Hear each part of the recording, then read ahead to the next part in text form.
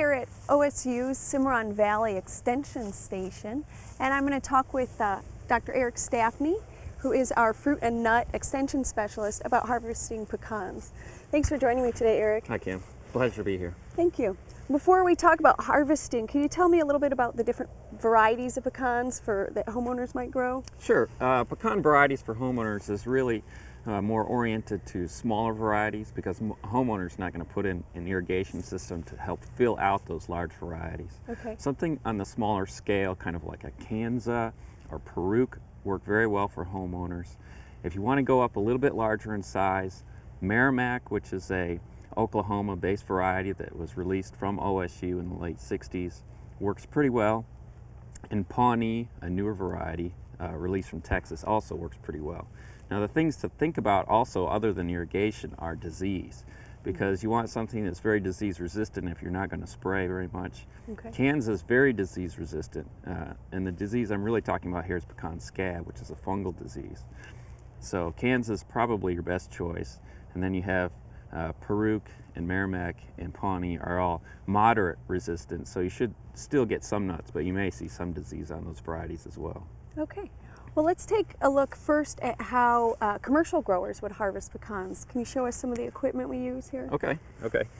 This is our shaker, and it's a small size piece of equipment in terms of commercial, what we use here, but this piece of equipment clamps onto the tree, and it'll shake it at a high rate of speed. It needs to be greased on the inside, otherwise the bark may get stripped off of the tree.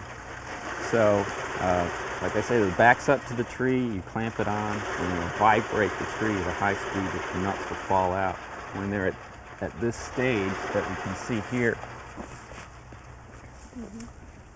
the shucks have started to open, and the outside part with the green is the shuck, and so the end opens up and dries out and makes that nut visible. And so when they're at this stage, they're ready to be shaken from the tree. Okay. So once we shake them, what do we do next? Okay, they've fallen to the ground at this point, and you need some way to pick them up. So the best thing to do is to have a harvester. This is the fastest and easiest way to do it for someone in a commercial situation. Okay. So this is the harvester, and it's hooked up to the tractor, and you just run it around, kind of around the tree in a circle.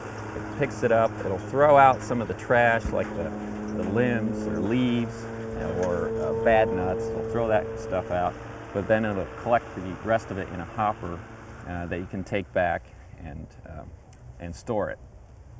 And this is available in different sizes? Sure. You can get, there's much larger sizes than this, but there's also some smaller sizes. So if you had a few acres of trees or 1 or 2 acres, you could get a smaller size that would run behind a small tractor, and that would work pretty well too. Okay, well let's take a look at how we would harvest trees in our own backyard. Okay, great. So if you have a pecan tree in your own yard, you can harvest that with a long pole. We just made this one. Want to talk about what we have?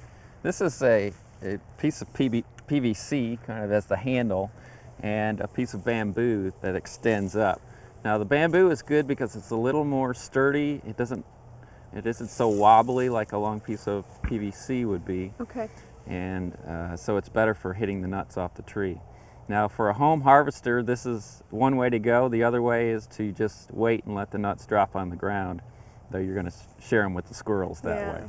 Okay, well let's demonstrate this.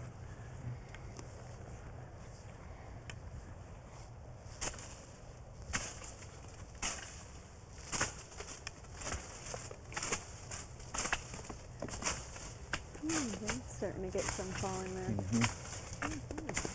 And for a tree this size, about how many pounds of nuts do you expect to get?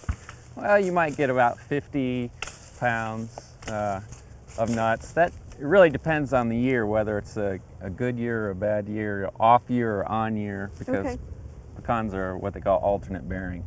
Okay. You'll have heavy crops one year and a light crop the next year. So maybe around 50 pounds. Okay, great. So once we have our nuts on the ground, we want to pick them up, and there's a couple pieces of equipment here that we could use. Sure. Most Right. common piece of equipment is your hands, of course, to pick it up. But if you don't want to bend over, this is actually a homemade nut collector, and it's very simple. Just kind of run over the nuts, and they go through and collect inside. Okay. And so when you've got several of those in there, or you filled it up, you can Now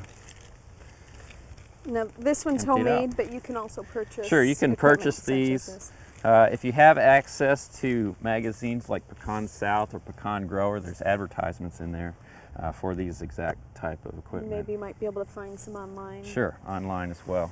And you have a larger roller here. Yeah, this is from the Bag of Nut Company, and it's just a matter of rolling it over the nuts, and they stick in here, and they kind of get thrown through. It's good if you can clean out, Clean the leaves. clean up a lot of the leaves and the trash, because it'll pull that as well. But So before we harvest, we might want to rake. yeah, you might want to rake beforehand.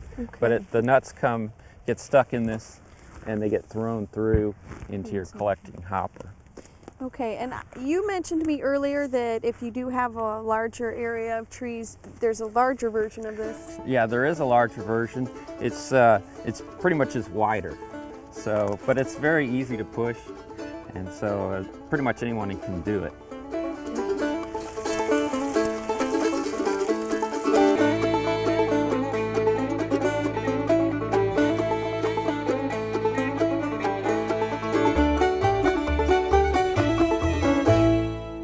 Now sometimes when we harvest the pecans, they're a bit too moist for storing. That's correct. Sometimes you need to get them down to about 4% water content, so moisture content. So these are freshly harvested, but the content is too high of moisture. So these are kind of mushy a little bit, not very well. They don't snap. They should snap when you pull them together. See, they just kind of come apart. This is one that is dry to a very good moisture content, and it snaps right apart like that. That's what it should be like. That'll provide you with the best flavor. And also, if you have too high moisture content, the nuts can mold inside of the shell even. So a good idea is to spread them out, have some airflow on there. You can even provide a fan if you want to get air going across there, and just dry them out for a few days. Okay, well let's clean up the pecans that we harvested. Of course, in a commercial setting, we have fancy equipment to do this. Right. This is the hopper where you dump the pecans. They go in after they've been dried. They come in here and they're dumped in, and they go through this conveyor system. They go up the belt, and they go right up to this area here, where a fan is blowing out here, and a lot of the trash will come out. So broken nuts that have pecan weevil holes in them, other leaves, things like that will get blown out of this area. Okay. The good nuts will drop down, and they'll run up this conveyor to this belt here called the cleaning. It's the cleaning area. And so in this case, the nuts will run down here, and they're shaken a little bit. So when they're shaken, things can fall through, but there'll be at least 2 people and maybe more on each side, and they'll look at nuts that are bad. And so that sometimes they just make it through the whole system. Okay. And so the nuts that are picked up and thrown in the trash there, and the good nuts that are left will come down here and be collected in a sack.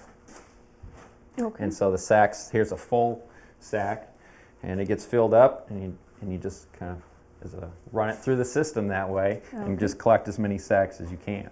Okay, now obviously a homeowner's gonna do this sorting on their own by That's right. hand.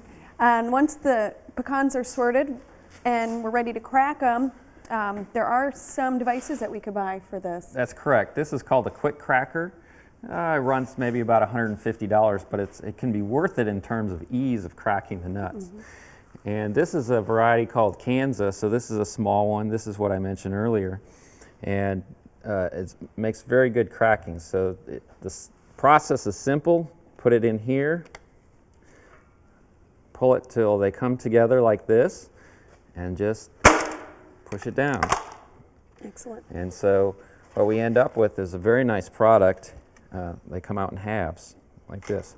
Of course, there's some in the shell that need to be pulled out a little bit, but it makes it so much easier than doing it right by hand. And now you can also sometimes find people in your area that will crack your pecans for a fee if you have a lot That's of them. correct.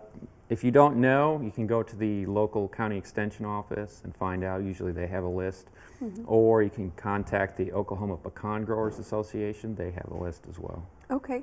And coming from the north, I've always bought pecans that are stored in bags on the shelf, and you told me those are no good. How do we want to store our pecans? Pecans should be stored either in the refrigerator or frozen.